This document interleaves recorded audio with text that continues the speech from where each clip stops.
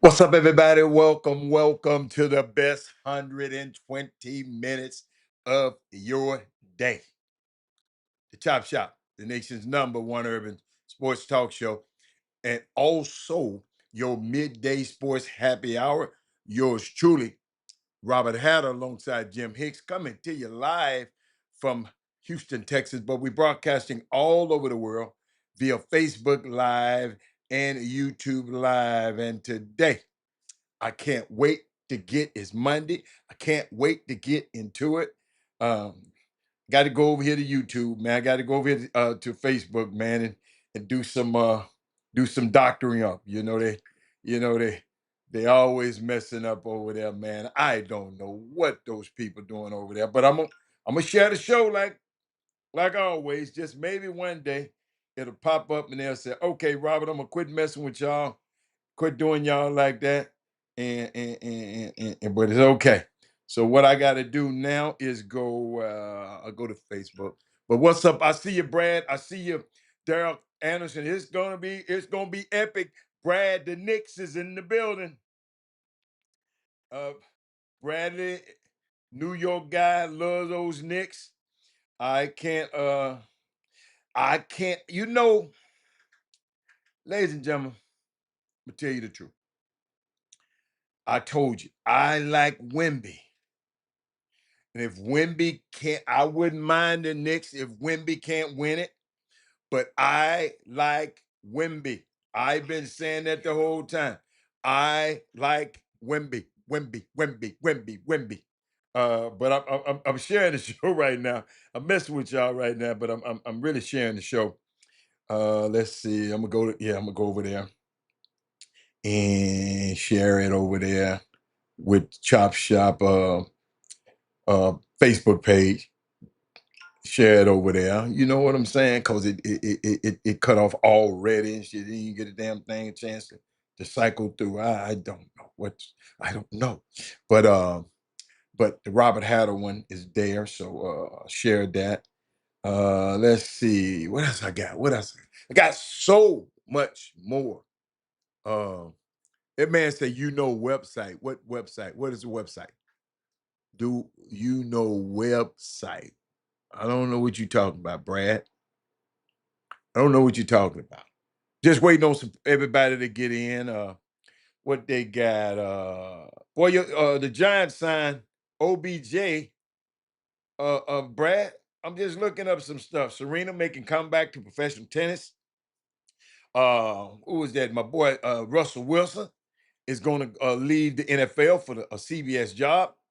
What else going on? Raymond Berry, 93 years old. He passed away. What else? Kessa, what's going on? Well, I'll be missing you. Let's see. Hmm, I'm just going to see if anything happened in the news. I can't wait till Wednesday. The Spurs. My Kessa, who you got? The Spurs or the Knicks? Which one? Which one you got? The Spurs or the Knicks? He said the Knicks gonna okay. Brad, I got you. You said the Knicks gonna kick behind, but you said a bad word. Um, let's see what else I want to go. I got so much stuff I want to go through today, and I'm just trying to wait on people to get here. Yeah, it's gonna be a good day. It's gonna be a good day. We'll start it. I'm gonna go and get it cranked up. I ain't waiting on nobody. Hey, y'all call your rap friends and people that understand rap a little bit, cause I don't profess to be a rap Pasario or aficionado. Um, your husband got the Spurs. Smart man. Thank you, Joe. Brad, I'm gonna call you after the show. I got you. I got you. I'm not a rap. I told y'all it's just two rappers I like. And I got three. I got Jeezy. Yeah, no, two. Jeezy and Jay-Z. Them the only two rappers. I really like. I like Young Dolph too. I like Young Dolph too. I like him. I like him. I like him. But I didn't like him till they killed him. I liked him. No, I liked him a little bit. I like them a little bit. That California song, I kind of like them. But I need some rap people. So find me some rap people, cause I want that. Y'all got to explain this Jay-Z, cause Jay-Z just did some stuff the other night, Saturday night, at the Roots picnic. I got to talk about it. I got to talk about it because I just got to talk about it. So I need some rap people. Anybody know somebody in the rap that know about rap? Y'all share the show. All text tag tell somebody right now. Text tag tell. Brandon Wheatfall, I need your rap partners. All your people that knows about rap. Cause I'm gonna ask some questions. I'm gonna need some help. I cannot believe my sister's calling me while I'm on the show, but I'm gonna answer it and just see what the hold on. Let me see. I guess she realized. She realized it. She realized it's 12 o'clock. I hope she did. Um, no, I need some. No. He said rap.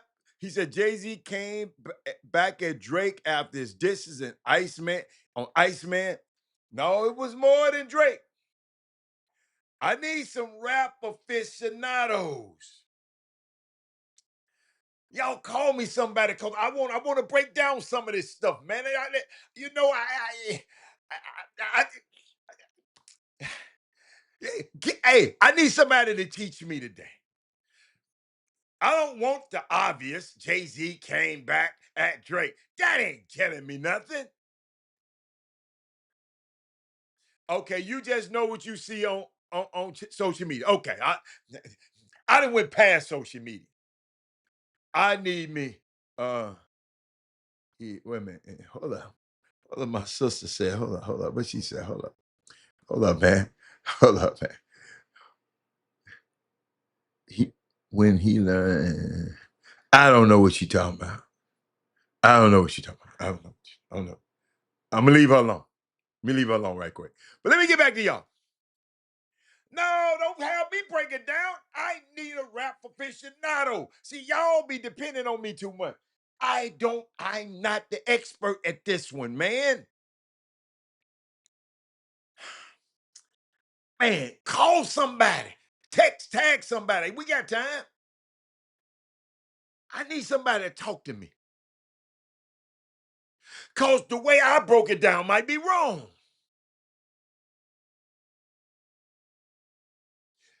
But I learned something this weekend. We're going to keep that rolling. I learned something. Did y'all see Wimby over the weekend?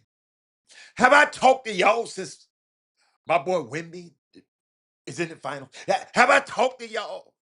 Since y'all can't find nobody, by that time, please, somebody find me a rap guy.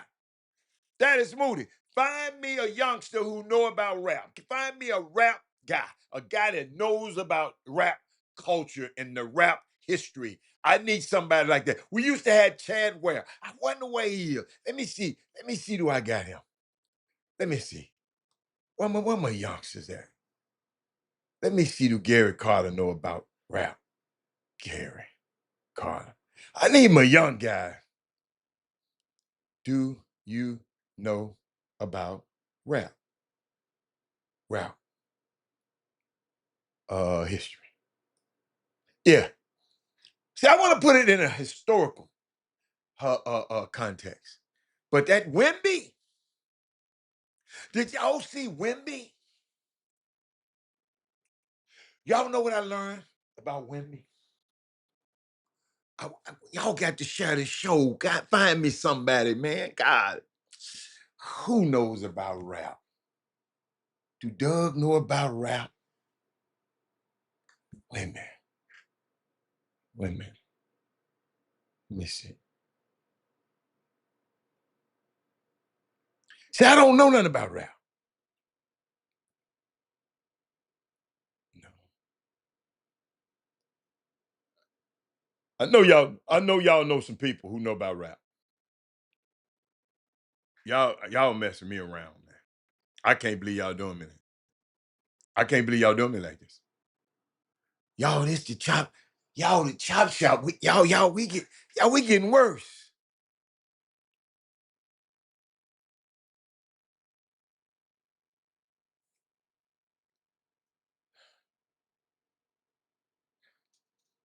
Okay. Well, come on the show.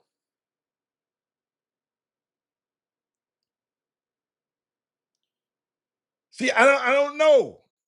Y'all got to help me. Melvin Dews. Melvin Dews, only thing Melvin Dews. Let me show you what Melvin Dews said. Jay-Z came back at Drake after his diss on Iceman. No, he came at Tony Busby. He came at that Nicki Minaj. He came at what's the boy named Kanye West. He came at Dame Dash. He came at some other guy. He came at a lot of people. Don't just say he came back at Drake. Come on now. We trying to learn something. We trying. If y'all done been around this show for this long, and y'all know Robert Hatter gonna. Is that the way I come on here and talk to y'all about? Hold up, Doug. I don't know that much about rap, so I wanted to know the significance of what Jay-Z did last night. Saturday night, in the rap culture and all of that. Cause I, I considered him my favorite rapper. Him and Young Jeezy and Young Dolph. Jeezy and Young Dolph. Those three guys I like. And then T.I., that last one, Come to the Film, whatever that last song T.I. got, I like that. I like that. But I'm not a rap history. I never grew up loving rap, right?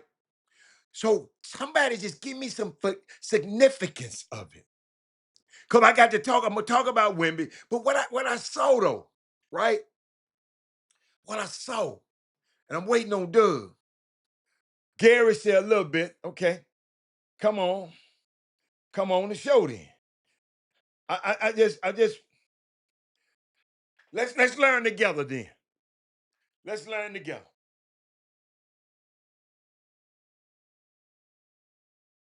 Let's learn together. You feel me? Let's learn together. Cause I want to talk about Wimby, and I'm gonna put something on your mind about Wimby too. Now, Wimby like to win. Let me see. Gary might be somewhere. Oh, he had grannies. Oh, he had his grannies. No, it's all right. It's all right. It is grand. Doug said, "Can I call in?" Yeah, call me, Doug, right quick. Come on. Come on with it.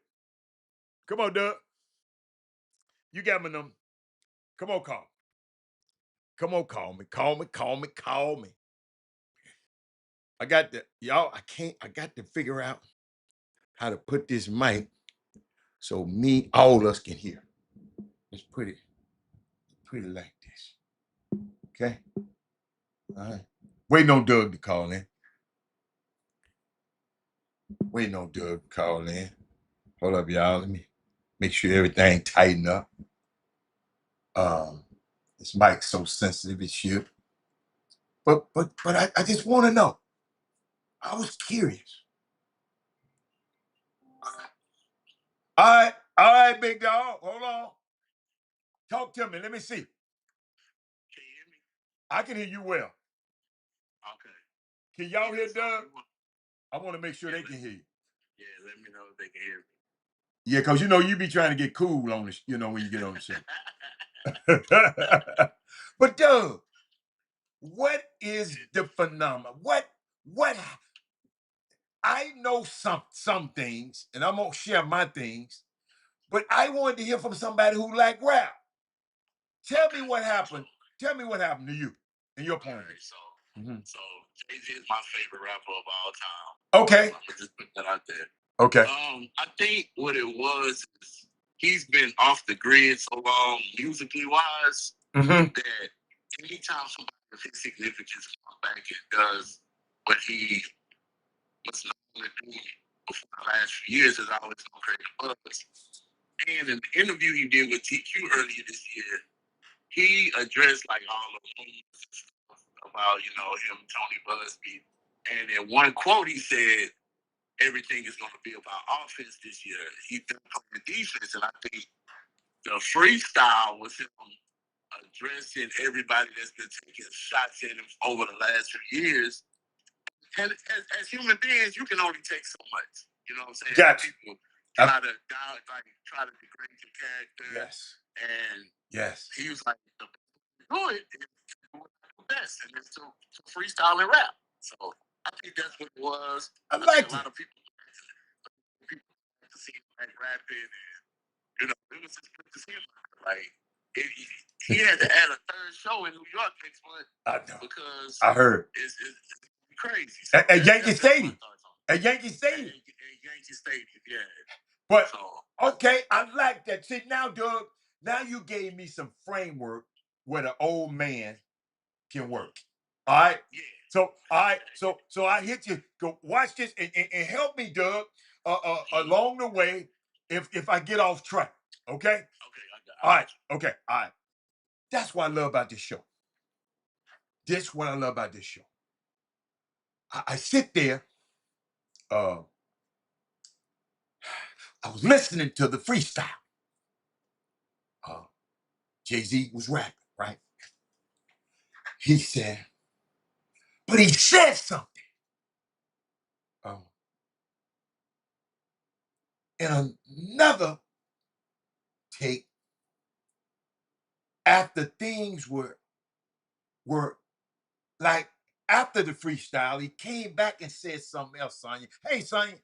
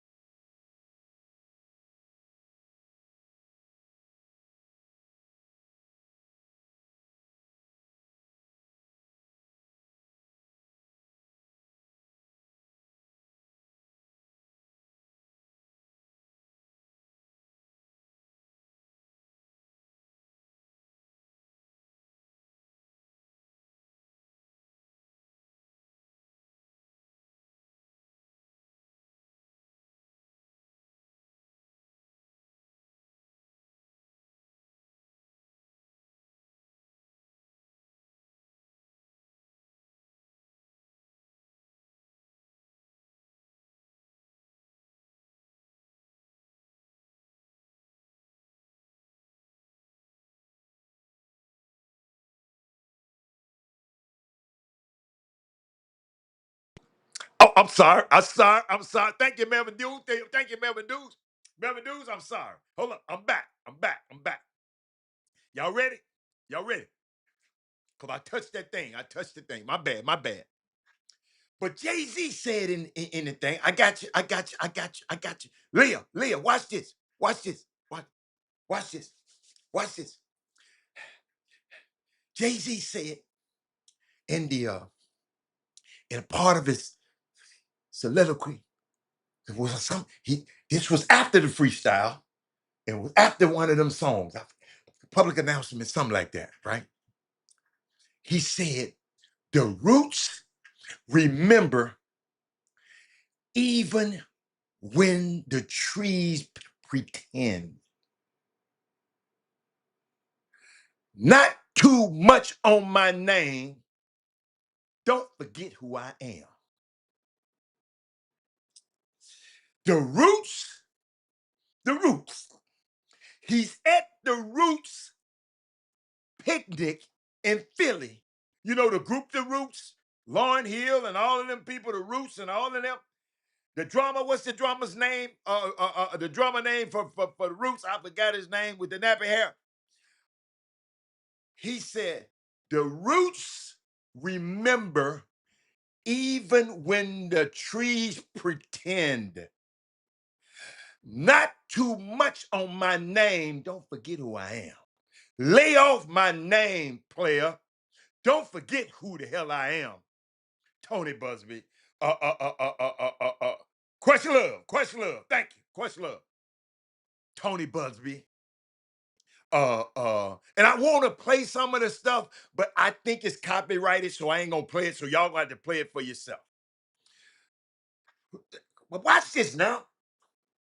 The Roots remember, even when the trees pretend. Not too much on my name. Don't forget who I am. See, Doug, I love what you told me because you gave people the groundwork. But I think that bar It's the central thesis to his whole entire freestyle. You say he been gone for 20-something years, 25 years, and that's the way of him coming back. But now he said he didn't like the rap battles, but I guess this wasn't a rap battle. This was just him exhaling. But always remember, y'all, trees can grow taller, spread wider, and convince themselves that they are standing on their own. No matter how far they reach into the sky, y'all, every branch still depends on the infrastructure, or the thing that is buried underneath the surface. That's where Jay-Z places himself, as the infrastructure, as the root. That's why I like this dude. Literally returning with the roots at the Roots picnic after 25 years, which reminds you is the long, that's longer than some of these people's careers that he named in the song, all to deliver, ladies and gentlemen, a clear, concise message. He says, anyone asked the younger generation what they think about Jay, what Jay said? I ain't asked them. I'm trying to compliment, excuse me, I'm trying to comprehend what he said myself first.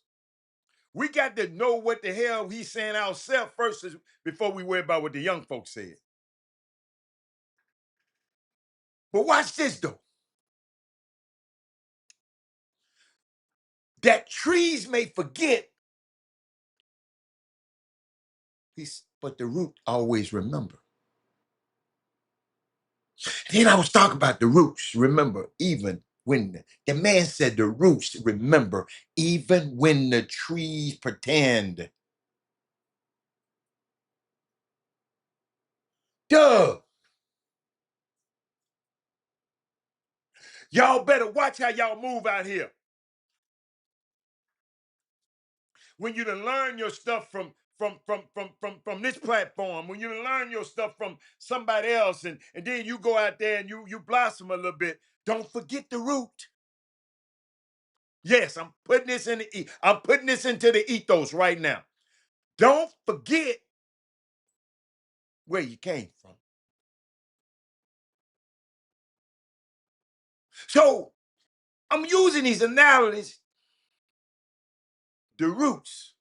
And he mentioned that Questlove, the one introduced him to Jasmine Sullivan. Not Jasmine, what's the girl name? Jaguar Wright. That's the girl who talked about him so damn bad. Oh my God. She talked about Jay-Z like he gets her. And guess what? He still messed with the roots. He said, I don't really know why I'm even effing with him, because he the one introduced me to that damn fool. But the roots, the band, the tree was Jaguar Wright. See, the roots of a tree. Y'all know the roots of a tree and what it grows into.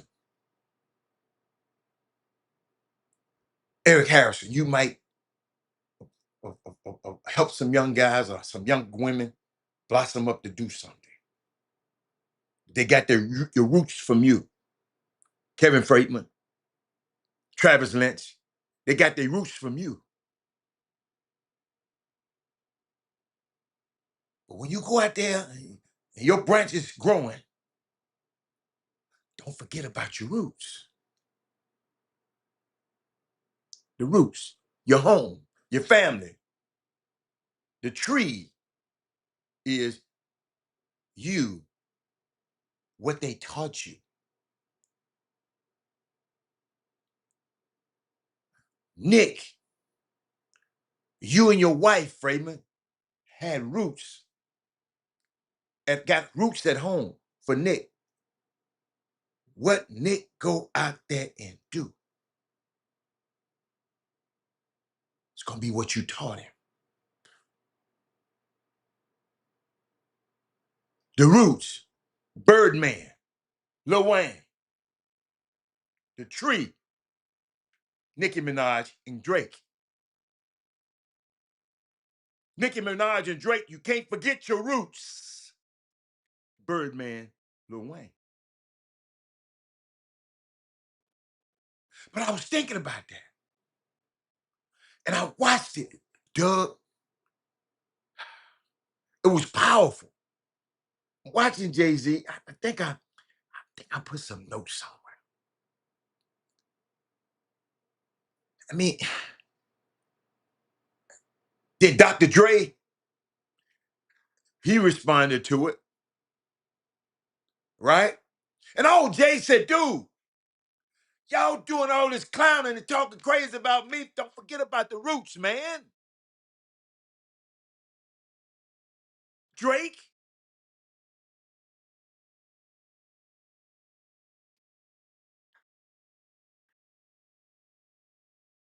these young, I can't say this word.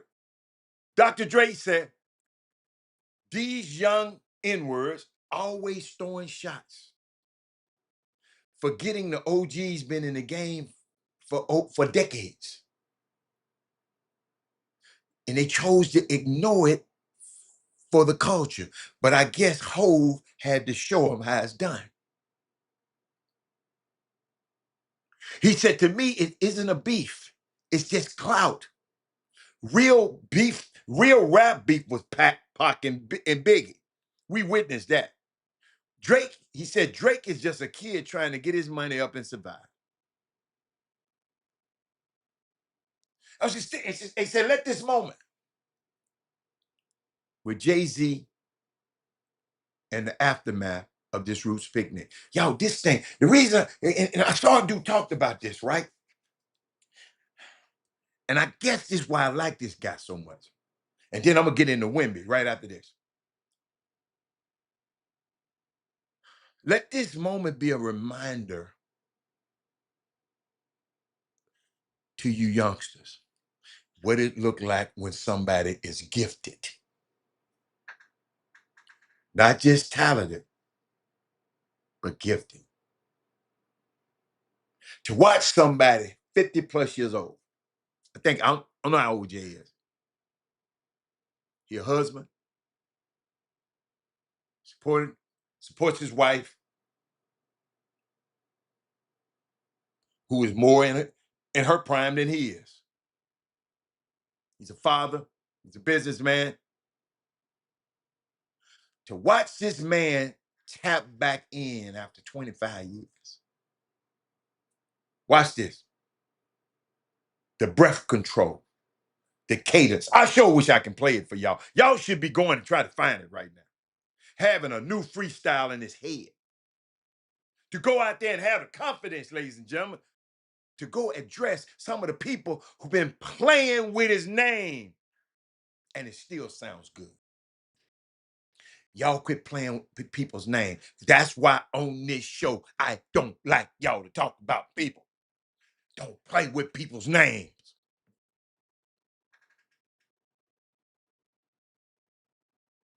Don't play with people's names.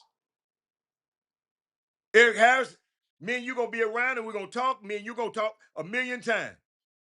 You'd have been around me. We never bring up other people's names.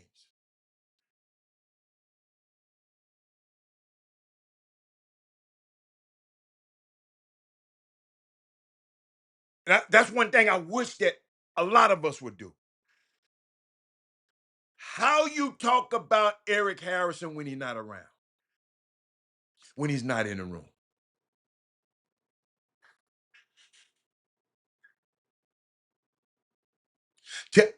Jay-Z to be able to draw people out from a cultural perspective to a Roots picnic, bringing lights to Roots. He didn't have to go on that tour. He got his own tour.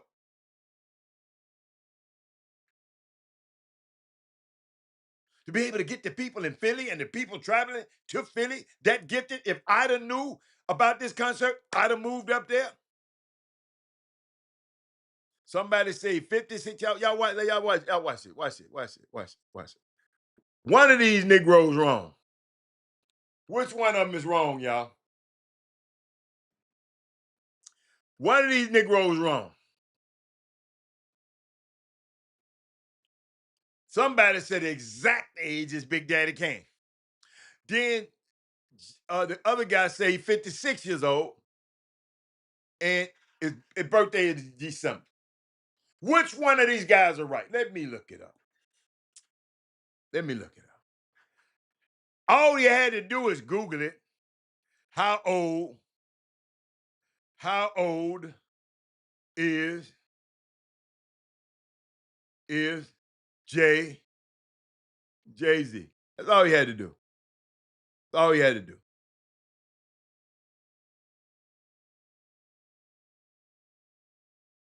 Jay-Z. 56 years old. Melvin Dudes, bad dope dudes.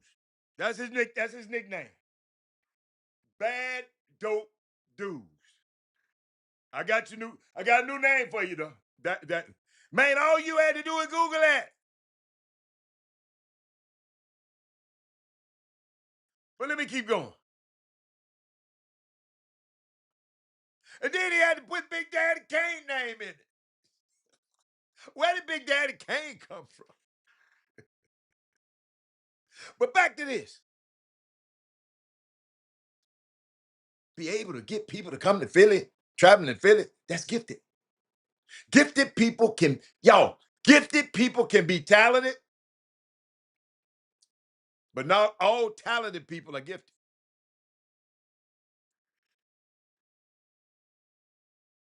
See, you can learn your way and look like you're talented. Y'all share this show. God is good. But gifted is innate. It's in you. Now you can squander it, but it's in you. LeBron is gifted. Kobe, gifted. Steph, gifted.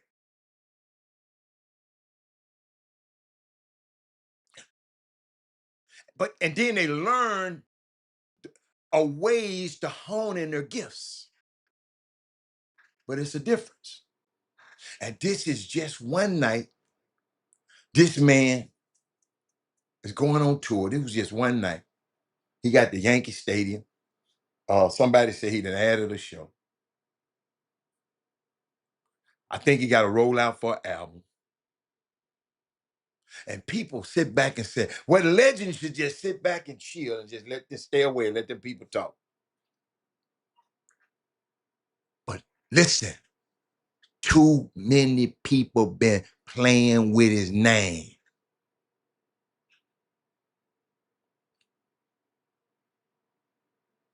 Now, you young rappers can get to watch this live. You get to go, oh, this is the infatuation that the OG Mr. Hatter got by this guy. Yes, this is the fascination. See, in the skill of rapping, the ability, Doug, to put together lines together and breath control, content, subject matter. He's gifted. You can critique him, but his rap stuff is gifted. You can talk about him siding with the NFL, but this rap stuff, he's gifted. You can talk about he put certain people on the halftime show, but in his rap stuff, he's gifted. Philadelphia witnessed history the other night, and I can't wait to see it again. I mean, I now I got to figure out where I'm going because I got to go. I got to. I got to. All right, so we got that out there. Did I get that? Okay, got it. Now I got to get to Wimby because I saw something the other night. Kevin Freitman, the only person, texted me and said, "Hatter, you had it from the beginning." Y'all,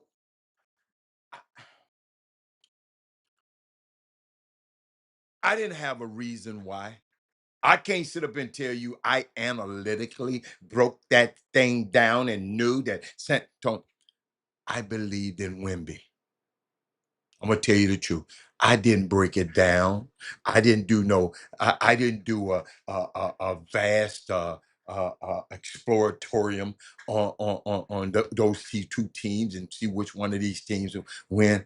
I just believed in. I've told y'all I've never seen nothing like it. When I got back from overseas, I saw the kid a long time ago. I came on this show and started talking about it. I said, man, this little young fella. He wasn't that good then, but he just wanted to win. In the instance with when he lost to USA, he was mad because he fouled out. He wanted to win. Let me show y'all something about that.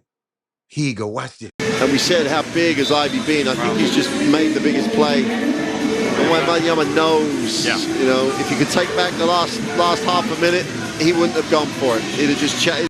And we said, how big has Ivy been? I think he's just made the biggest play.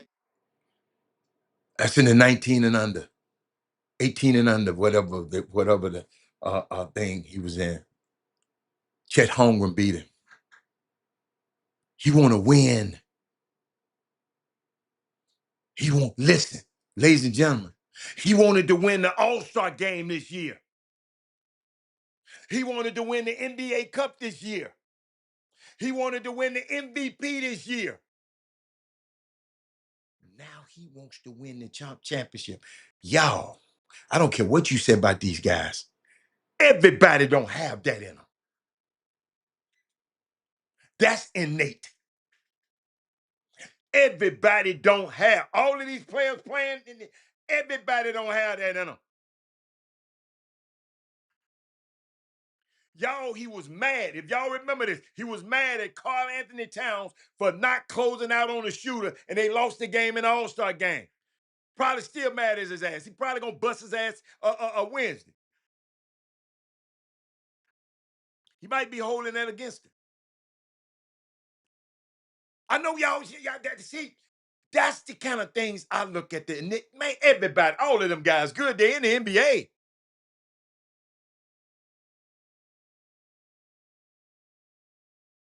This dude don't want to lose, man. This dude hate to lose more than he love to win. A lot of people say that, but you can tell. Because he gonna block your shot on this end, put you in the rim on this end, block your shot again on this rim, shoot a three on you on this end, block your shot on this end again, make a pass off the back door. Come on, he wanna win. So I got to y'all. I'm gonna give you, y'all just throw me some names out there. Who are y'all top 10 players that's in the finals right now? I'm gonna put them on the screen when y'all put me some on the screen. I'm gonna put them on the screen. How I'm gonna do that? I'm gonna figure this out. Man, y'all talking about some dogs. I ain't talking about, hey, them dogs you talking about was got them being in the lottery if Wimby wasn't on the team. So let's get that straight right now. Spurs got some dogs. Them dogs, listen to me. Without who else in Wimby's draft, or who else you could have put on this team and won with this team? This team wasn't planning on winning, man. This team was in the lottery again with them dogs you talking about when Wimby got hurt and had the blood clot. So I'm gonna go back again. Top 10 people. We're gonna go from top to bottom. Who's your number one? Well, I already know who better be. No. Who is your number one? The number one player. We're gonna go to a top 10 right here. Who your number one player in the NBA right now? Huh? Come on. Come on. No, let's go. Let's go. One.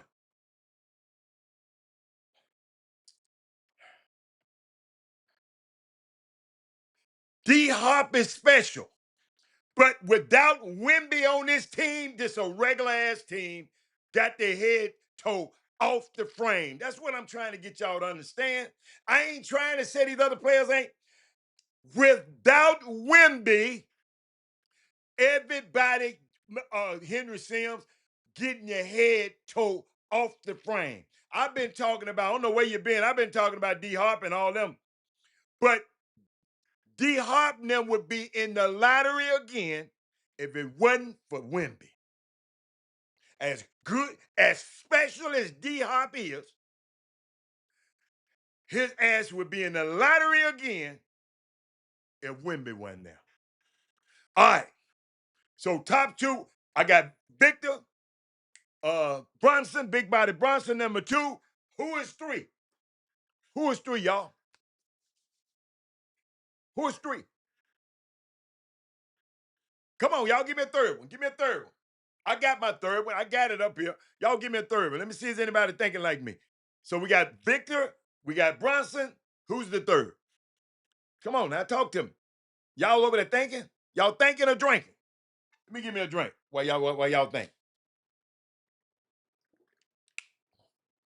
All right, y'all taking too long.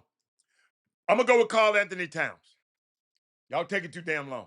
I'm gonna go with Karl Anthony Towns because unless we're on a hell of a delay, we ain't but on a few second delay, and y'all taking too long. So I'm going with Karl Anthony Towns. I get nobody else have them. My fourth one. My fourth one. Dad said Castle. I said Towns. My fourth one. OG Anunoby. My fourth one. OG Anunoby. He's been there. He's done this thing before. He my fourth. Castle is a good one. Because I'm going to come with my fifth one is Castle.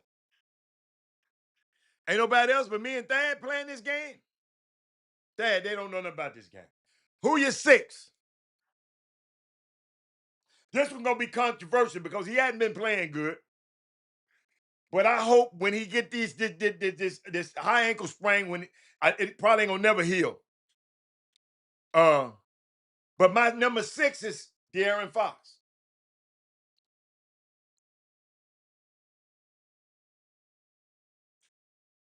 De'Aaron Fox, number six. Number seven, Dylan Harper. Number eight, Mikal Bridges.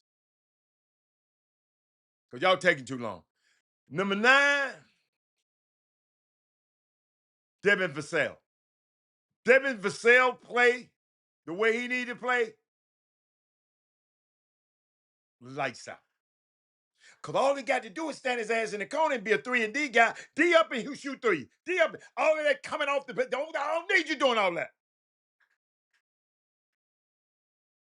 Then Josh Hart. That's how I know. That's how. That man said Miles McBride.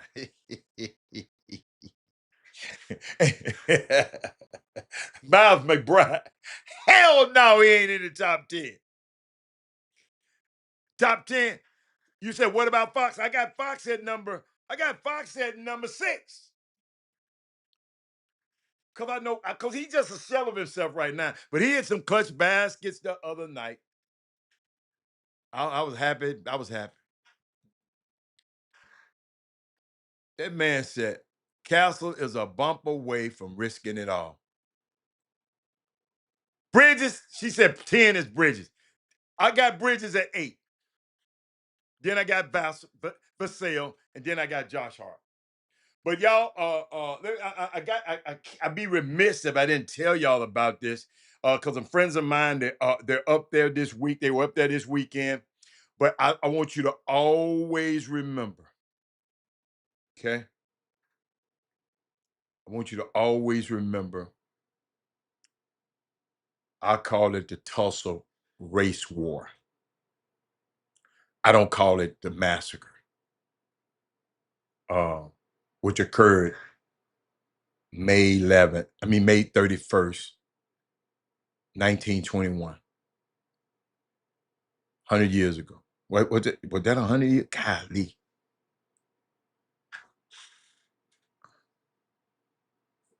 Lakeisha, you going off. They finna go, yo. You better get over to Wichita. Let me send this thing. Lakeisha, you about to go off. Everybody on Facebook, they done took y'all off. Let me go and let y'all know, because y'all don't, y'all be talking about, well, what happened? Anytime Facebook shuts you down, come over here. Come on. We got you. We got you over here. I just sent it over there. I just sent a post over there to tell them. But let me keep going.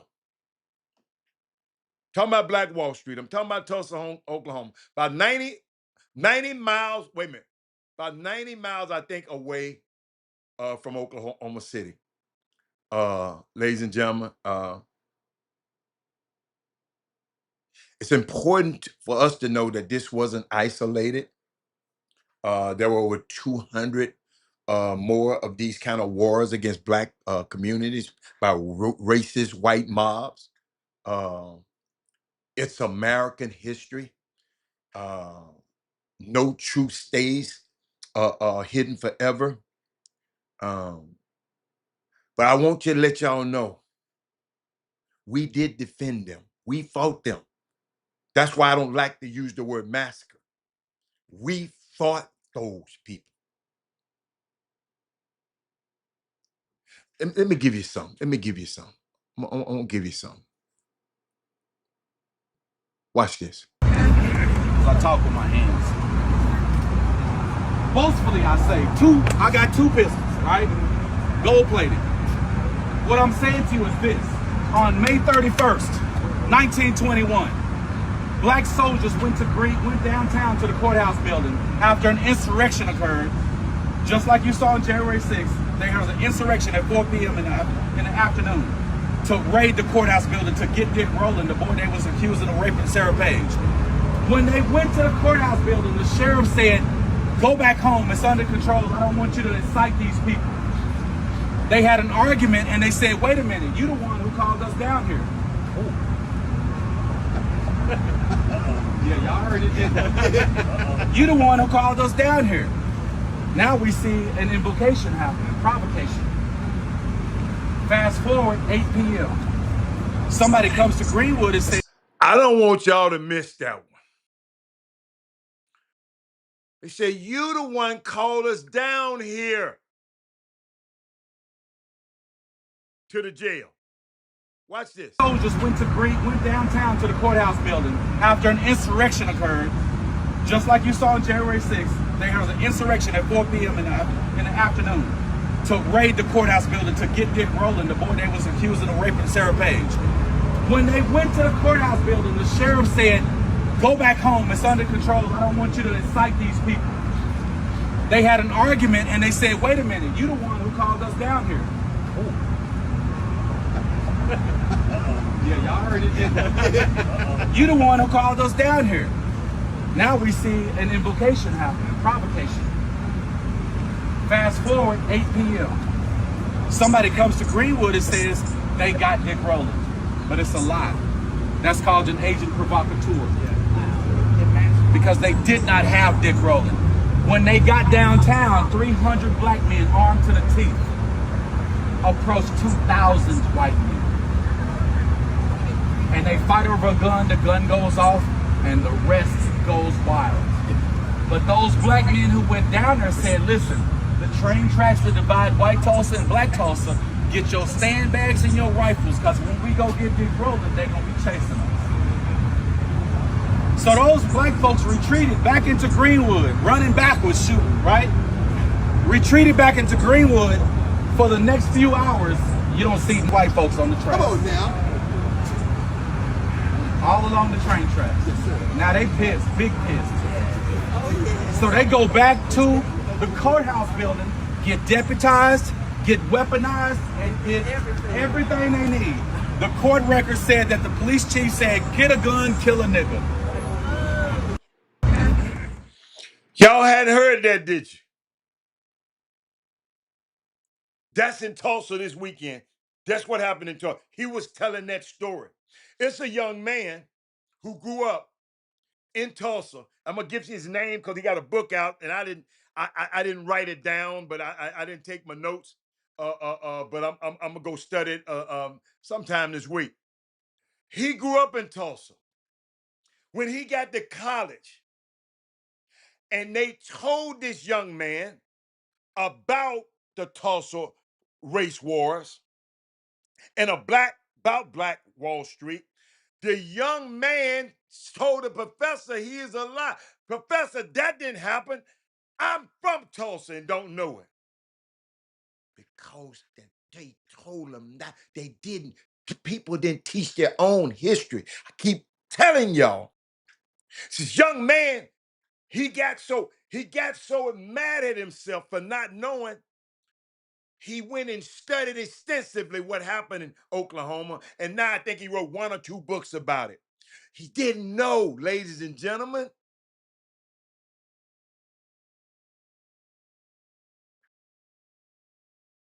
Y'all think them people just beat up on? No. Several people had survived from that. It's a 111-year-old woman, a 107-year-old woman still survived. We survived that. Wasn't no massacre. Wasn't no slaughter. We fought they ass as much as we had. We fought them. So go tell that, run tell that. Go study this stuff just a little bit more.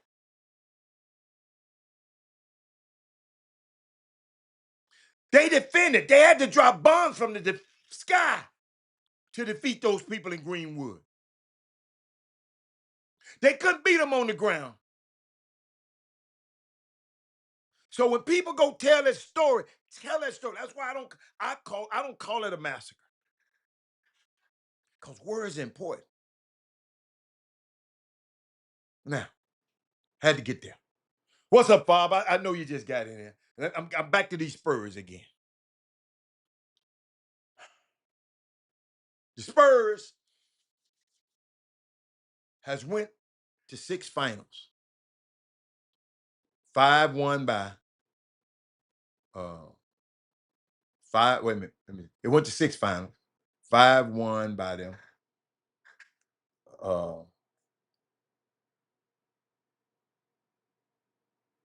And then Tim Duncan entered the building. Then the Spurs went 2-60. Then they drafted Wemby. Changed head coaches. Went from 34 to 62 wins. Made the finals again. They did all of this before the Cowboys had made it back to the NFC Championship. Y'all, I'm sitting up here thinking about Wemby again a minute ago. Did I play it? Did I play anything about it? Watch this. Put yourself into mentally in order to come in here and beat the champs? This fueled me more than anything else could have. Sometimes this game is so hard, this team is so good that you got to use every single emotion you got in you in order to win. And sometimes these emotions is passion, is love for the game, sometimes it's anger, sometimes it might even be jealousy. But I don't want to use weigh myself down with any of these energies. I use them on the court. Put yourself into mentally in order to Did y'all hear it? Did y'all hear that, y'all? And y'all wonder why I like him? This quote goes so hard. He said he had to dig into the anger and the jealousy sometimes. He don't like to be bogged down in it. He used it on the court.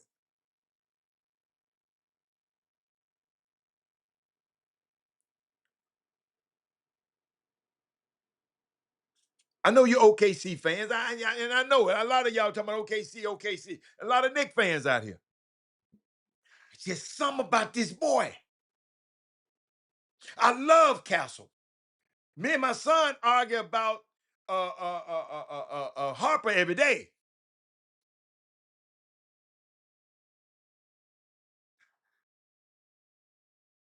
But another thing that's happening. Because if we don't support our own, who will? Let me make this perfectly clear. What's up, Robert Young? Robert Young. The Black Coaches Association, they posted this. They said they proudly congratulates both NBA Finals head coaches, Mike Brown, Miss Johnson. History will be made as two Black head coaches meet on the biggest stage in the 2026 NBA Finals. This opportunity has only happened a handful of times in NBA history, making this moment even more significant for the game and for the next generation of coaches who aspire to lead at the highest level. No matter the outcome, one thing is for certain.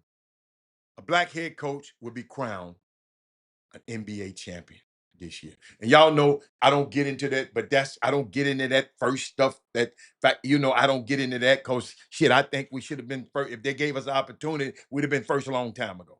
I'm still pissed off about that.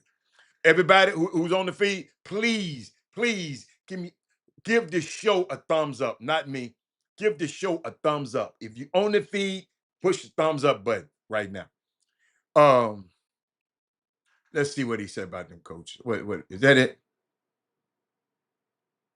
He said, we celebrate the leadership, the resilience, the preparation, and the excellence that both of these coaches have displayed throughout their careers. Good luck to Coach Johnson and Coach Brown. When they win, we win. But y'all, I went back in history a little bit.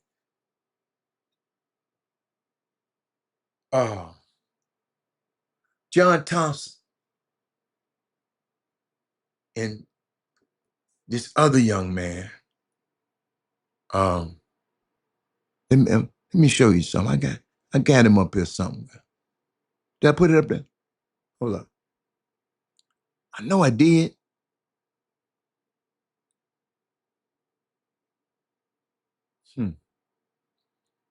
Fred Snowden.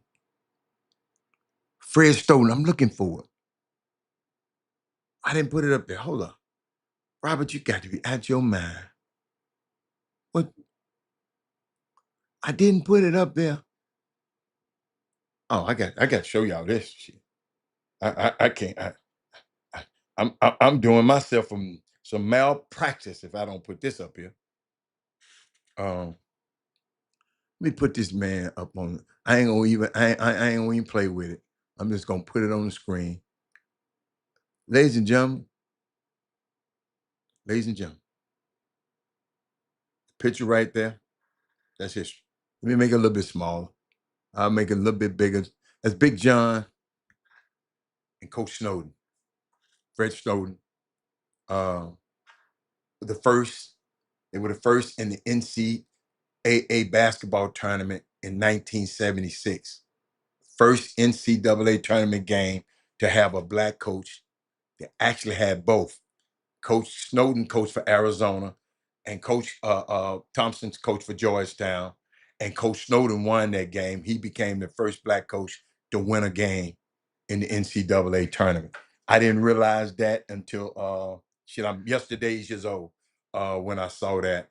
And that's something just y'all can look up, and didn't have a lot on it because I got it so late. But I wanted to shout out for Coach Fred Snowden and John Thompson, man. 1960, what was it, 1976? They both of those coaches were in the NCAA tournament. So now we got two head coaches right now that's in the NBA finals. So I think that's good. But I looked at the I was thinking about the French Open. And I was thinking about what happened to Naomi Osaka. She's breezing through, she's playing well. I don't know what did happen this morning, because it's overseas. They're way ahead of us. But I saw something that got me, and I couldn't even wait to get to This young girl named Naomi Osaka. I'm gonna keep talking about her. Former number one. Um,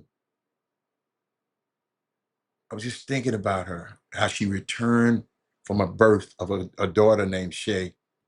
Um, tells some deeper, the strength of a woman who comes back with a new life, a new light in her eyes, and perhaps new motivation. But doing all of that, it made me think about Athea Gibson.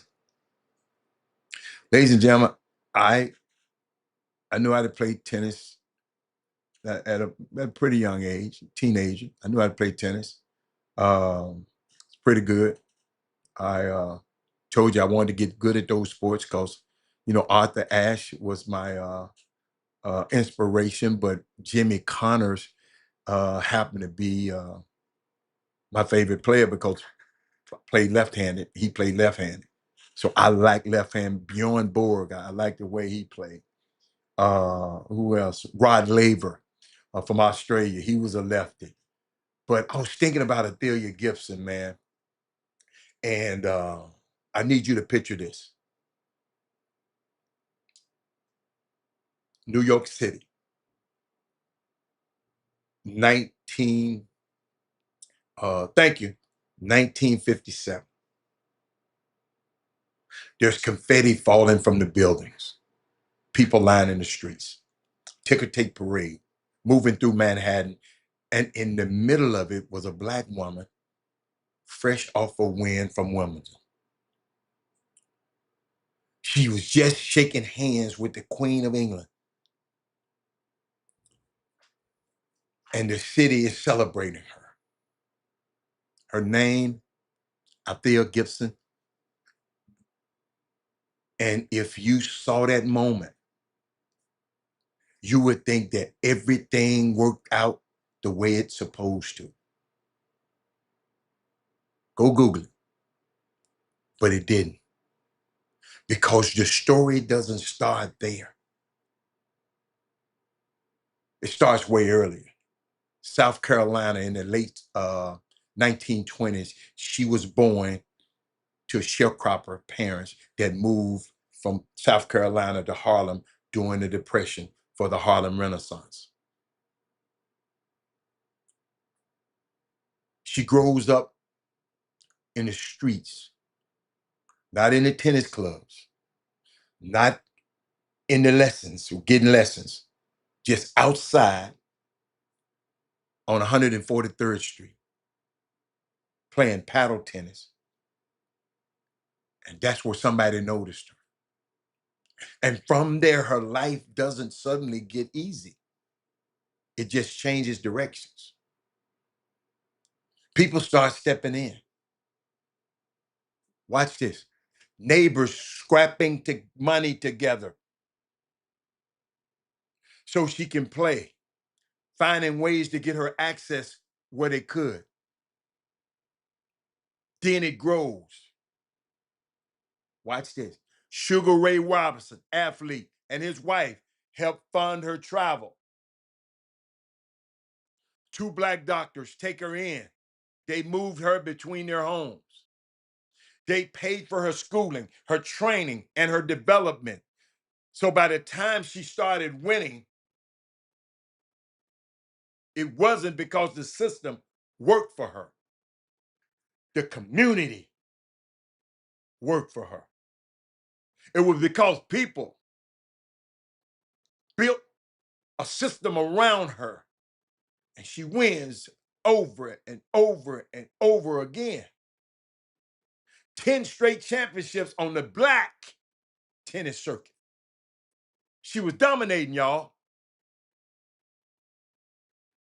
But unfortunately, none of this get her where she needed to be, where she actually wanted to be. Because the tournaments that counted, she can't enter. She needed ranking points. And those points come from tournaments held at white-only clubs. So everything looks fair and above board. And then you realize, and for a while, that's how it stayed.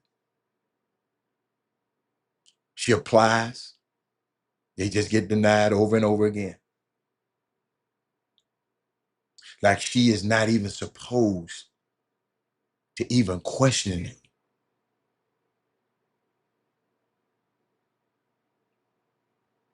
Watch this. Until someone does. I never forget this because I remember this story because I studied tennis because I played it. This white tennis champion, her name is Alice Marble. She writes an editorial and she doesn't soften it either. She calls them out. She said, if this is the game for ladies and gentlemen, then y'all need to act like it. Stop hiding behind the damn rules and let this girl play. And that pressure finally cracked the door open. So in 1950, Althea Gibson steps onto that court. The first Black player to ever do it in over nearly 70 years. And once she was in, everything moved fast. The 1956, the French Open Championship that's playing now over in Roland Garros, overseas in France, she wins it. The first Black player to ever win the Grand Slam. That tournament that Osaka's in right now, when she had she invited all the black tennis players to have a dinner before it started, and everybody get mad. Why you just invited? You got a black dinner. She said, I ain't, no, I'm not doing. I'm not going to do it like that. I've been in this sport, and these are the only people that support me. I'm celebrating them. They always got something to say. They don't say nothing about this. It's information I'm giving y'all. She's the first Black player to ever win a Grand Slam. In 1957, the next year, she went and won Wimbledon. So she wins again. Queen Elizabeth hand her the trophy. Queen Elizabeth don't come out and hand no trophies. And Althea says later, she said, this is a long way from the colored section of the back of the bus. And it is. Then she come home to that parade, Henry Sims. That moment in New York, everything finally lined up. But here is the part that people don't show you. There was no prize money. There was nothing. She couldn't get an endorsement either because companies weren't interested in sponsoring a Black woman. So she wins everything and still has to figure out how to survive. She turns professional, and that disqualified her from those tournaments she had just dominated. Because those were amateur, tournaments then. So now she's doing exhibition matches. Basically, performing all to make money. Like Jesse Jackson, when he came back, they wouldn't have no endorsement. He had to run against horses.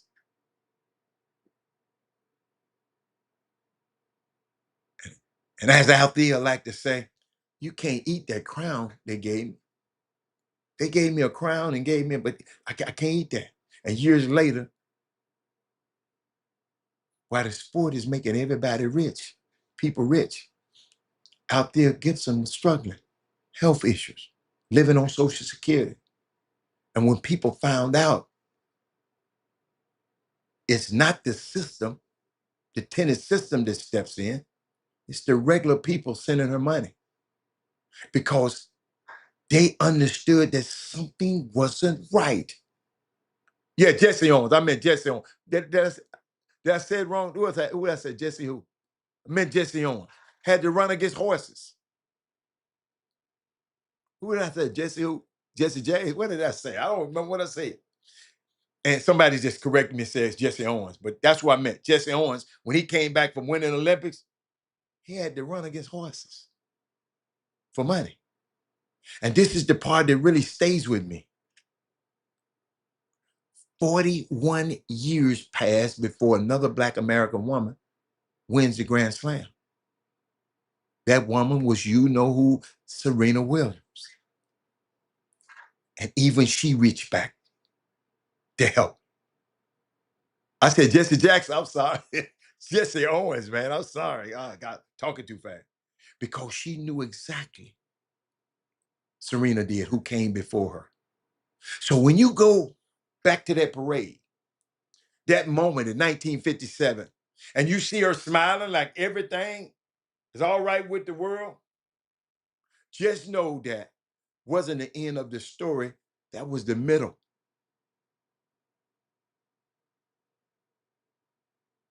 And the system that finally let her in was never built for her to keep anything that she earned. So, ladies and gentlemen, say her name. Adelia Gibson. It's my girl, man. Then she went, what? It was her. Then Wilma Rudolph. She went and played golf. I mean, but these women are just amazing once they let them in.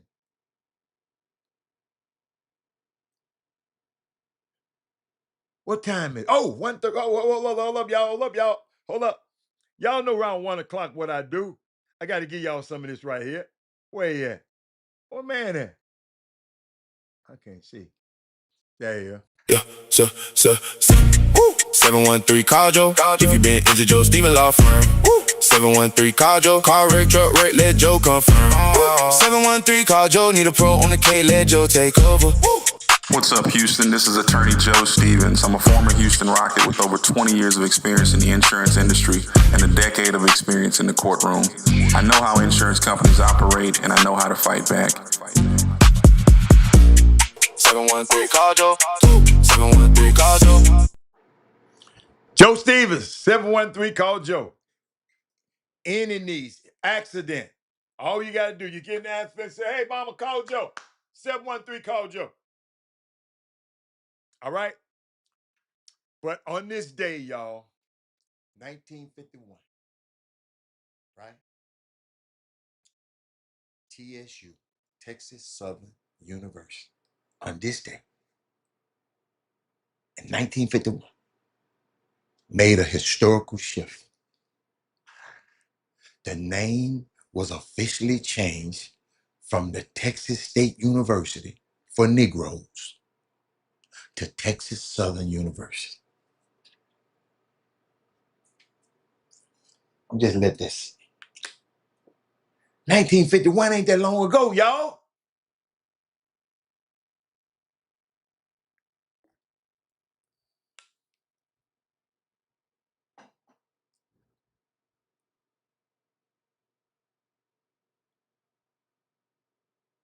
A change sparked by the powerful voices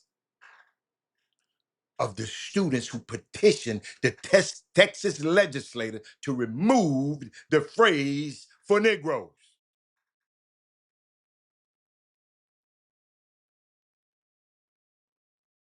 This historic milestone reflects the courage and the leadership and the advocacy of students whose voices helped shape the future of that university down there on Cleveland Avenue. Today, I'd like to honor their legacy and enduring spirit of progress that continues to define Texas Southern University on this day. Oh yeah, I'm not done. I'm not done. I had to get that in there. I'm just trying to see where I want to go, y'all. I got some NFL news. Talking about Russell, talking about Russell Wilson. I mean, Russell Wilson, I said he just hired by CBS. Okay. That's not news.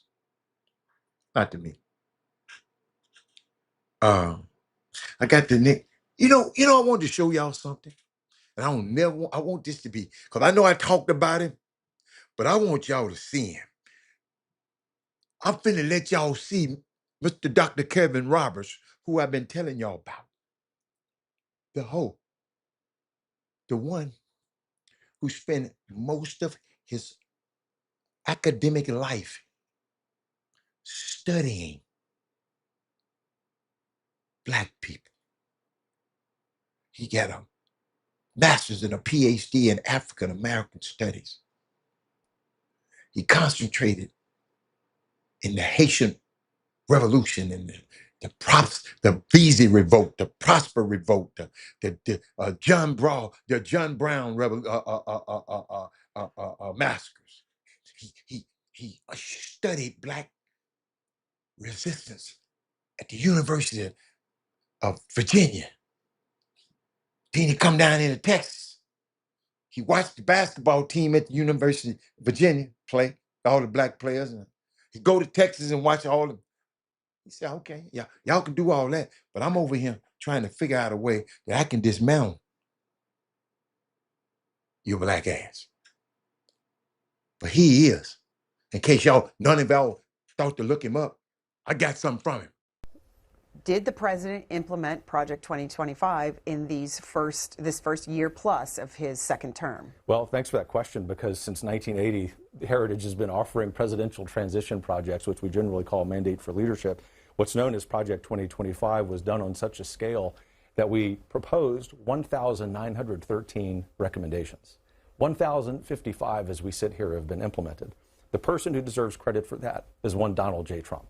If we played a role through our policy scholarship, through message testing and helping to craft public opinion upstream of electoral politics, that's great. Heritage exists not to take credit, but to offer great ideas. Did the president implement Project 2025 in this first? Y'all remember? Y'all president, some of y'all vote for him. Somebody, listen. Young fella called me last night. Got Black daddy, Black mama. Loved the young man to death. He was one of my son's teammates in college. So me and him on the phone last night. I asked about his little brother. I liked his little brother, the family. I asked him. And I said, how's your little brother? He said, Mr. Hatter, he is so he went to George Mason and went to DC and he's into politics and he's working for some senator. I said, what senator? I just asked. He said, some senator. Then he said something, he kept talking. I said, Republican senator? He said, yeah, he Republican. His mama black, mama white, daddy black. He got him a little white girlfriend. But his brother said, Mr. Hatter, oh, he's a Trump. He loves Trump. And guess what guess what his little self said? He is ignorant. Guess what he said? Man, Trump keep us a buck. He keep it. That's what he like about Trump. Trump keep it a buck.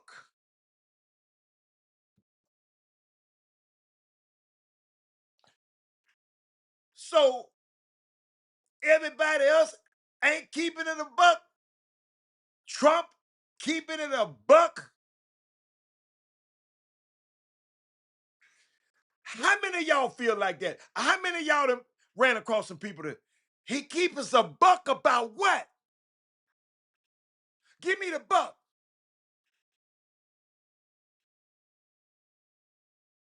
Y'all know I was hiding catfish grease. I remember this little boy.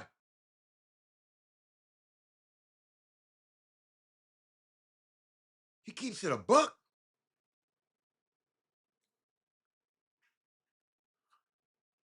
What buck? I see y'all ain't saying that. I know when I get y'all. When y'all don't say that. I know it. I'm looking for something else. He keep it a buck, right? He keep it a buck. Hold on. He keep it a buck.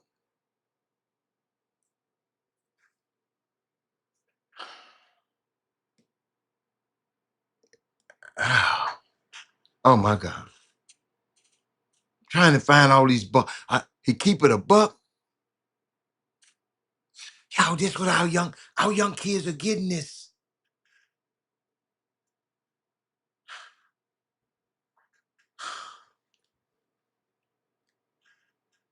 And we around here playing around.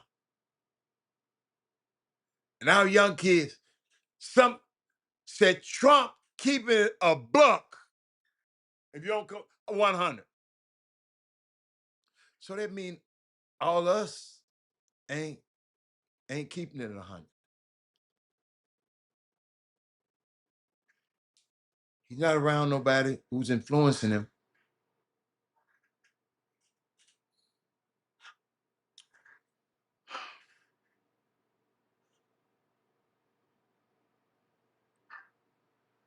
What? Wait a minute. This man said, "Man, where you talking about somebody? You talking about who got busted? Who says who got busted? What the heck? What is you talking about? Ed Harris, what is you talking about, man? This man that come on here talking about, oh yeah, that idiot messing with prostitution. David Rubin, you're talking about who got busted. Ain't nobody talking about nobody getting busted. I don't even talk about stuff. What is you talking about? Is anybody Ed Harris? What the hell you been doing this morning, man? Did I talk about somebody getting busted for prostitution? Jay Johnson. Did y'all see that? I don't know what this man talking about. Let me put that up there. What is he talking about? Ed Harris, man, you got to help us, man. I don't have a clue of what you talking about. David Rubin. I ain't mentioned no David Rubin. I said David Roberts. I said, excuse me, Kevin Roberts. I'm sorry. Kevin Roberts. I didn't say nothing about no David Rubin, Davin Rubin. What is you talking about? No. The Trump supporter. No, it's a friend. No, his name. That ain't his name. I don't even know what you talking about, man. No, no. That ain't, no, no, no, no, no, no, no, no, no. You be, boy, y'all be throwing me off. I got to think about the Spurs a little bit tonight. I mean, not tonight, on Wednesday. Because we're going to talk about them all week. But that starting lineup and that age gap is in these finals is kind of wild, man. I was just thinking about the Knicks average starters average 29 years old. Bronson 29, Hart 31, Bridges 29, Anunoby 28, Towns 30. Spurs average starters average age is 24 years old. Fox 28, Castle 21, Vassell 25, Champagne 24, Wemby 22.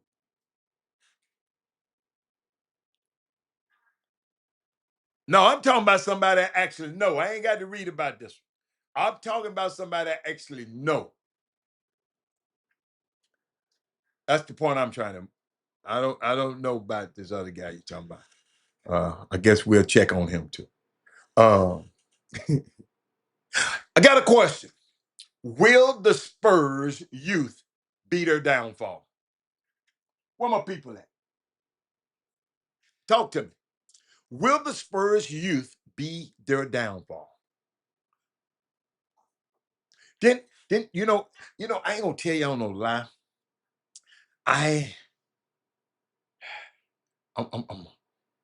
Yeah, you threw me for a loop, but Doc, I don't know what the hell you was talking about. You scared the hell out of me. Watch this. I'm finna look up something for us. Cause y'all, I like to be clear.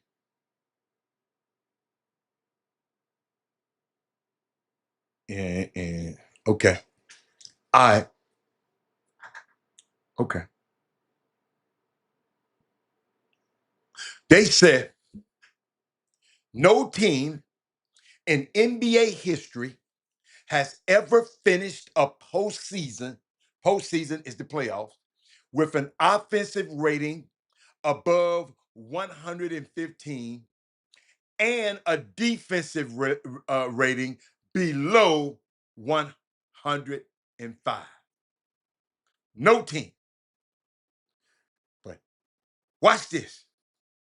Headed to the NBA Finals, the Knicks' offensive rating is 123.3, and their defensive rating is 103.7. Let me explain to y'all what the offensive rating. But Robert, what is the what is it? What is it? Let me explain. Let me give you their definition. Offensive rating in the NBA. Watch this. It measures how many points a team scores or how many points an individual generates per 100 possessions. It eliminates the bias of game pace and allows analytics to compare scoring efficiency, accuracy across different teams in different eras. The total points scored divided by the total number of possessions, and then multiplied by 100. That's just too much. I guess the defense is the same thing. So, the last time, I'm just giving some facts. The last time the Knicks were in the finals, they faced a 22-year-old Tim Duncan. This year, they face a 22-year-old Victor Wembanyama. And somebody kind of sent this to me today. Let me see. That ain't it. That ain't it. I thought I had Wemby up there. Oh, yeah, here it is. Echo Wemby. Hold on. Yo, this is scary. Let me make it bigger. Both of them was 22 years old. Both of them was an MVP finalist. They defeated Portland in one round. They defeated Minnesota in another round. They defeated Tim Duncan's team defeated Shaq and the Lakers. And over here they said they defeated Chet and the Thunder. They said Chet. Man, they don't do Chet like that. Chet can't play dead in the Taz move. Ladies and gentlemen, they beat the Knicks. The Spurs beat the Knicks in the finals. That's scary how that is. That's scary. That's scary. I'm keep going. I'm keep going. I got more. I might go back and forth. I'm just going to Alma Talk. You know what I was thinking about too? He said, of all the Spurs guards play defense, good luck for Bronson. Man, Bronson averaged 30 on these dudes. Man, Ed Harris. No, don't do that. Bronson averaged 30 on these dudes' ass all season. Every time he played them, he torched them. So don't say that the guards can defend. He averaged 30 on their guards. Go look it up. Let me help you. You need some help? You need some help? That wasn't good. That wasn't a good one. I'm going to come back to that one. That wasn't a good one. Tell me them guards can defend. Not Jalen Brunson. It's the offense that your homeboy is running, man. I'm telling y'all, man. I'm going to tell y'all about that in a minute. Tell y'all about it. Do y'all realize that Pop has been the coach forever on this team? He stepped down because of health problems. Y'all realize this? His little right-hand man, little young guy, I ain't gonna lie, I said, who is this dude? I promise you I did. Young Miss Johnson stepped in and took over the team. Ladies and gentlemen, I'm gonna take you behind the curtain. You got to give the credit to the Spurs for allowing Miss Johnson the opportunity to take over this team. Listen, they didn't even have an interview process.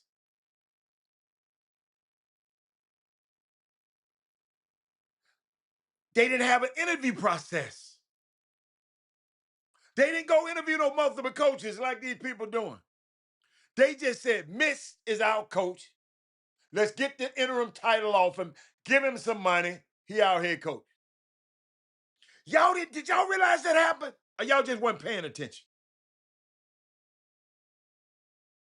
And man said the Knicks have a lot of dudes the Spurs can't guard. Right. Absolutely. I don't know what Ed Harris was talking about. Don't fall in love with the moment. Yeah. They just played good on that team. Jalen Brunson, you double Jalen Brunson, somebody else gonna tear your head off. But what I like about this boy, this young man, and the people were telling me, Robert, he's always listening to the people that came before him. He ain't no Mr. Know-it-all.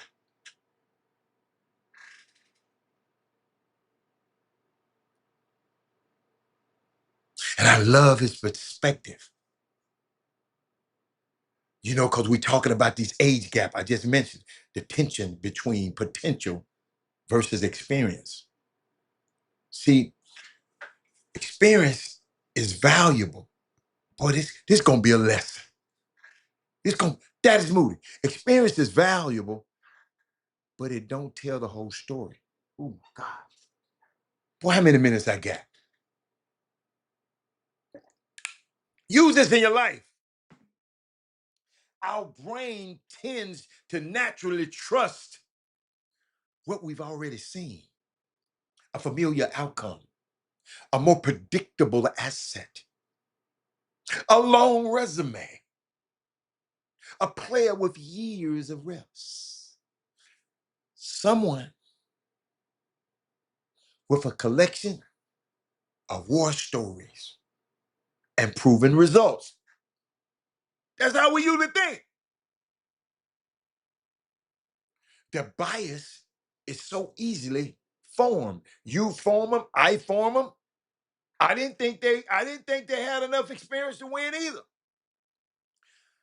But it's important to remember as leaders, experience only tells you where somebody has been. Oh, it doesn't tell us their habits. It don't tell us what their habits look like today. It doesn't reveal their hunger, their discipline, their willingness to learn, or the standards they hold themselves to. Watch this. When nobody's watching. Experience isn't correlated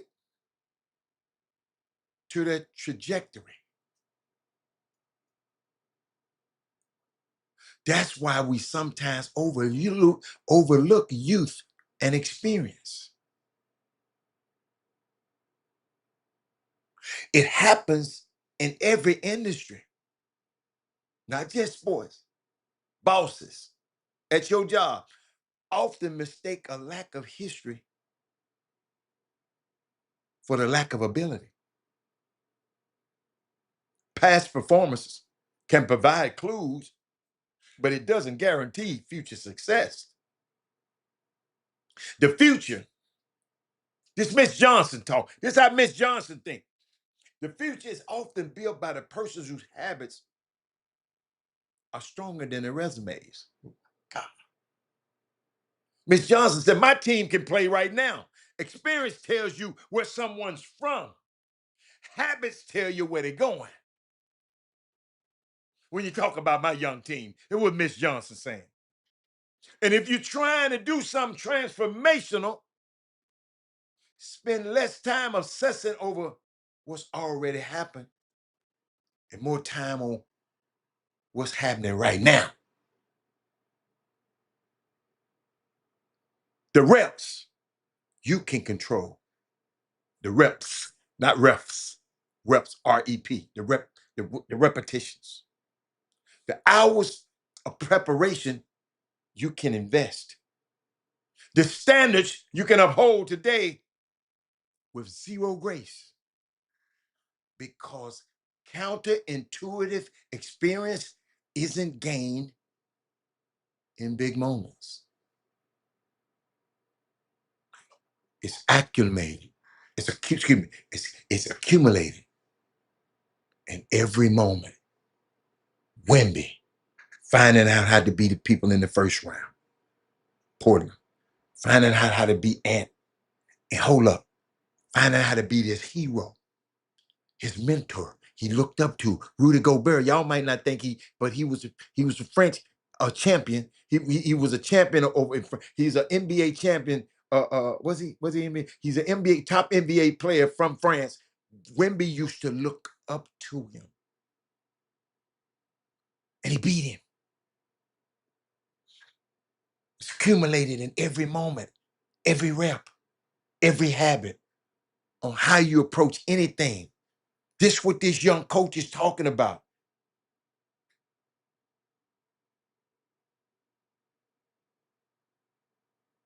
Miss Johnson said, the game is just where these habits reveal themselves to the public. He said, old dogs know where the food is, but the hungry dog always run faster. Our father.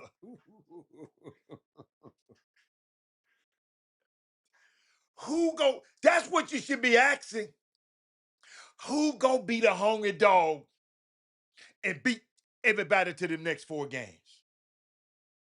Damn, I like that, Miss Johnson. Thank you. Thank you, Miss Johnson. So, I want to, should I stay here? Should have stayed. She said, let him keep in him that hat. I don't know what you mean. Somebody popped on the screen, and I don't know who it is. We put KM, what is it?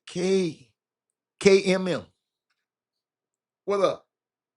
What's up? 1419201. Got a question. We got to get this thing cranked up now before Wednesday. Because I'm trying to find out who y'all with. Who you with from the finals right now?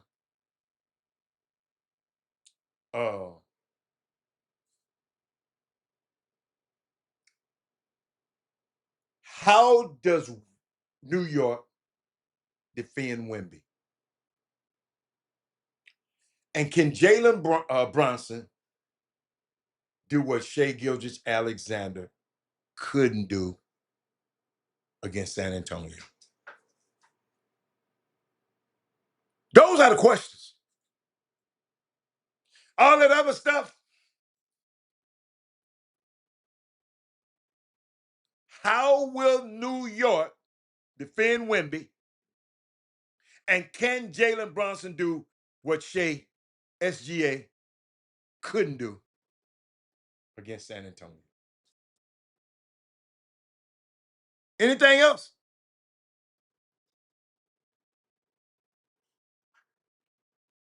I'm gonna give you a little bit of what transpired between the New York Knicks and San Antonio Spurs during the regular season. Because all of this feels a little outdated. I'm just telling you. The Knicks beat the Spurs 2 out of the 3 times under unique circumstances. In games that might as well been happened several years ago, man. One of the games was played on a neutral court at the NBA Commissioner's Cup.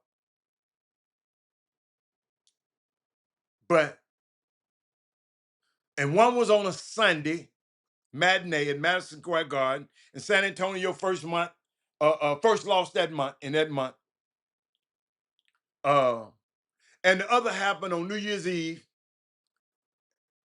and saw Julian Champagnie drill 11 threes on him. Victor Wembanyama got hurt in the second half of the Spurs' only win against the Knicks. and logged in just 25 minutes off the bench in Las Vegas at the Commissioner's Cup. Unique circumstances indeed. So, more importantly, so much about the teams is obviously different since they last saw each other in March, early March. The Spurs have accelerated through the time-honored rite of passage that every young team endures during their first postseason go round. Confidently winning humongous road games. That's what impressed me about the San Antonio.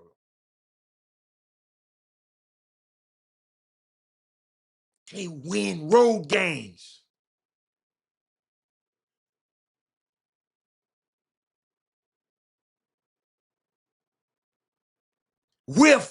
Hold up, and without Wemby.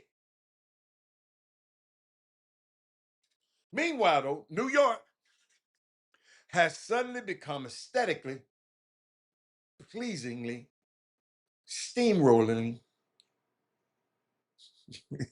that could literally go down as one of the greatest playoff teams in history, the way they just beat people they just beat the brakes off people. If they can continue to do this in the next 4 games, the scenario is obviously much easier said than done, but shouldn't be dismissed. I'm pulling for Wemby, but I don't know. The Knicks are cohesive. They're deep. They're red hot. Behind the three-point line, this boy Landry Shamet, they ain't missed but one shot.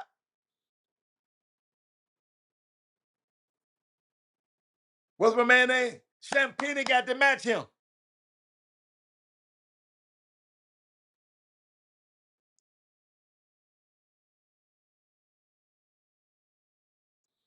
Just thinking about this, y'all. Shout out to my man. I forgot talk about this. I don't want to get it too late. Shout out to Shedeur Sanders, earned a record-breaking $17.7 million in the group licensing for jersey sales and card collectibles and more last season.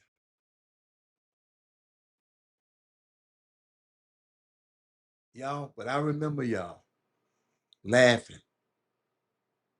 and mocking at me, talking about me, because I like Shedeur.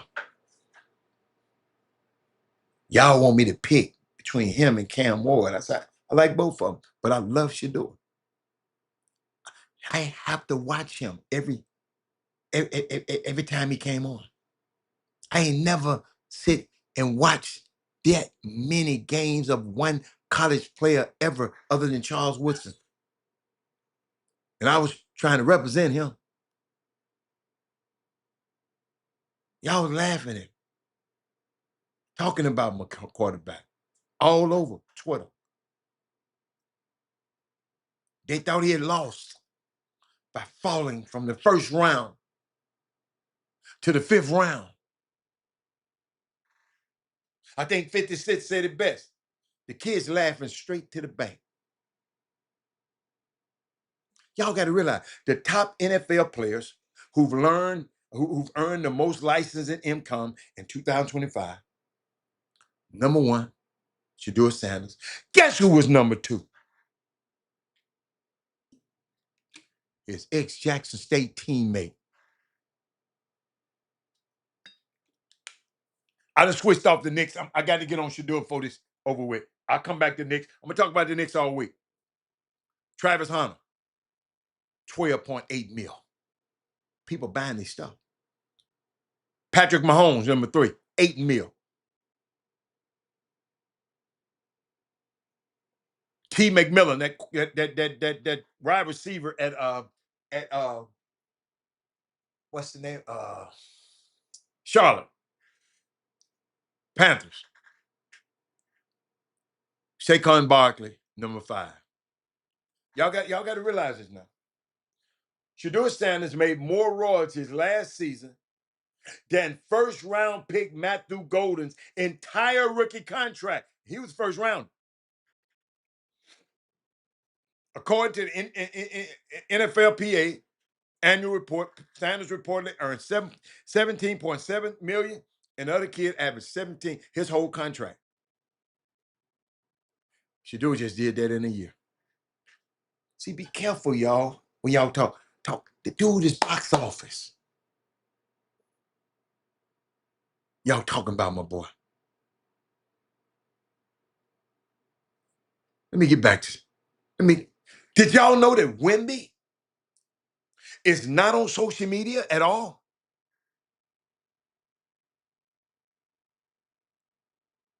He has basketball in his soul, though. Ladies and gentlemen, he chases the Larry O'Brien trophy. He said, this is how Wemby talk. I can go through hurdles that I didn't even know those hurdles could get so high. He said, it's just pushing through. He said, I found resources inside of me, relentlessness. I already knew that, but doing that, he said, this level, man, he said, I mean, this is the best basketball on the planet that's being played right now. And the crazy thing is that maybe I'm crazy, but I want to do this 15, 20 more times. Let's hope it doesn't become an addiction. He said, but maybe it is. Yo, that's what the Knicks is up against. Knicks ain't got nobody that think like that. I'm talking about really think like that. Where else I was at?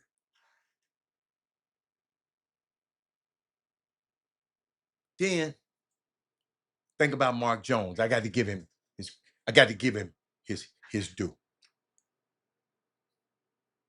Back in May 30th.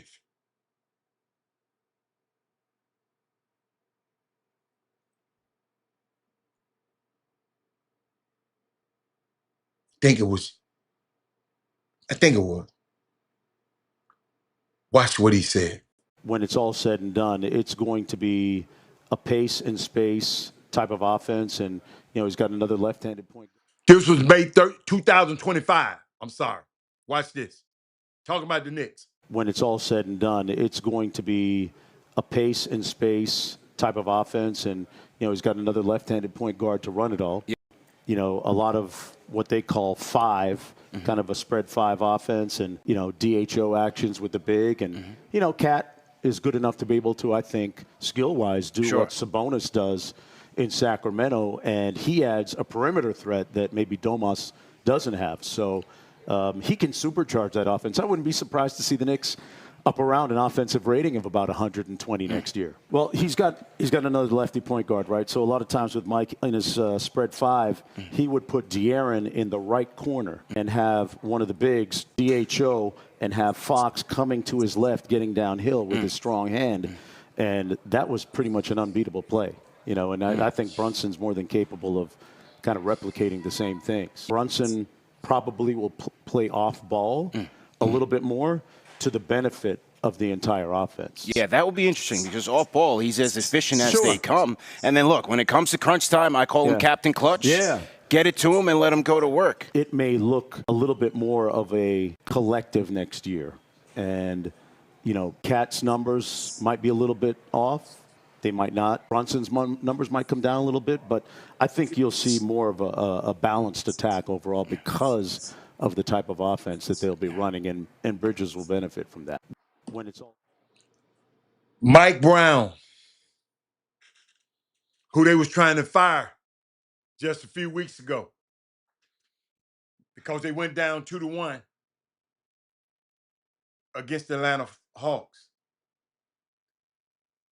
But when I look at these Knicks now, they got 4 grown men to throw at Victor in order to make his NBA Finals experience a living hell. Unlike Chet Holmgren, who was a 2-pick, they got Karl Anthony Towns, 6'7". 7 foot, 248 pounds. They got Mitchell Robinson, 7 foot, 240 pounds. They got OG Ananobi, 6'7", 240 pounds. And they got Josh Hart, 6'5", 215 pounds. None of their 4 defensive animals are going to back down from Wemby. Wemby got to be tough. He got to be mentally tough. If he think he wanted to bust that boy, who he busting the chin? Who he busting the neck? Nas Price, Nas Reed. Dude, these guys gonna be Nas Reed on steroids. So women, you got to keep it cool. You're gonna want to elbow Josh Hart in the mouth because he always talking. You're gonna want to elbow Ananobi. Don't try that because he'll break your ass in that. Now you can hit Cat. Cat go. Cat scary. The other big fella. I don't Mitchell Robinson. I don't think playing with him either. But Victor, everything gonna be geared to stop you, buddy. And the only reason Victor Wembanyama,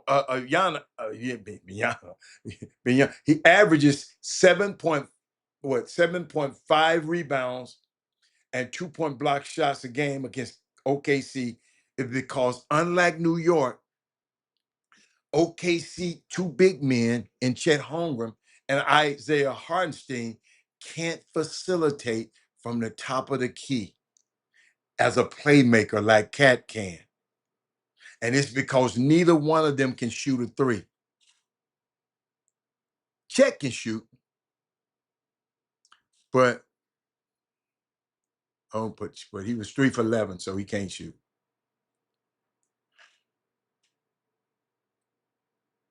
So is Victor gonna be able to stay in that paint while protecting the rim against, like he did against OKC, but be able to do this against the Knicks because Cat can shoot that thing?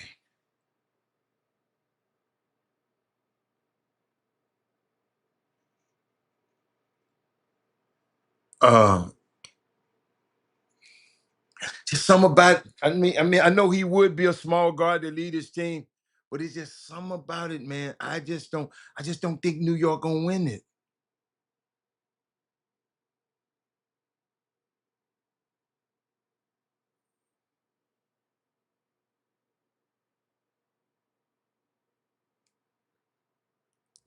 Somebody, somebody been sending me stuff, man. I can't give y'all that. But I do want y'all to think about this over the week. What is it about high school basketball programs that find these coaches, changing coaches? They average a new coach every 2 or 3 years.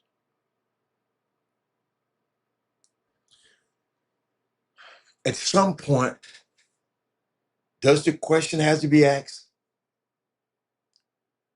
Is the problem really the coaches?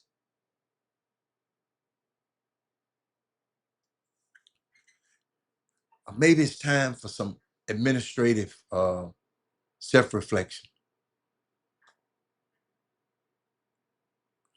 Because successful programs are built by hiring realistically, not politically.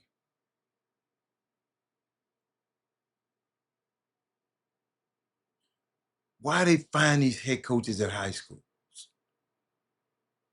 What's going on? High school is not the NBA. High school is not Division I basketball. The average public school needs a coach who's able to build a program with players in the school district, and it takes years.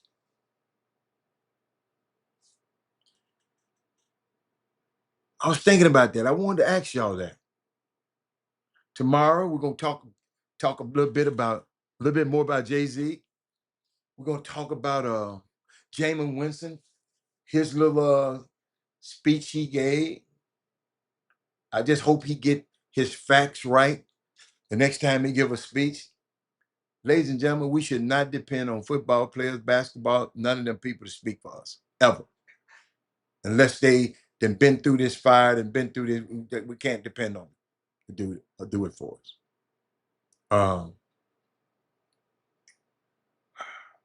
Should I give y'all this tomorrow? I got 3 ways the Knicks can beat the Spurs. I got that. Y'all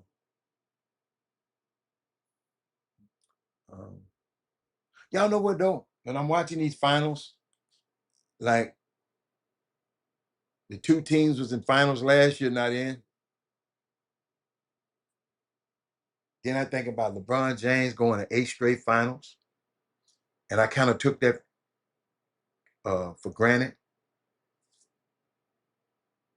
It's hard to get to the NBA finals, man. And LeBron did it 8 straight times. Has he got to be one of the most underrated competitors that ever played? Because I'm thinking about how hard it is to get back to that place. 2023, the Nuggets won the title. People thought they would rattle off a couple. And then injuries. Roster cuts hit. Oh, OKC. Finna have some roster problems. The Celtics won in 2024, right?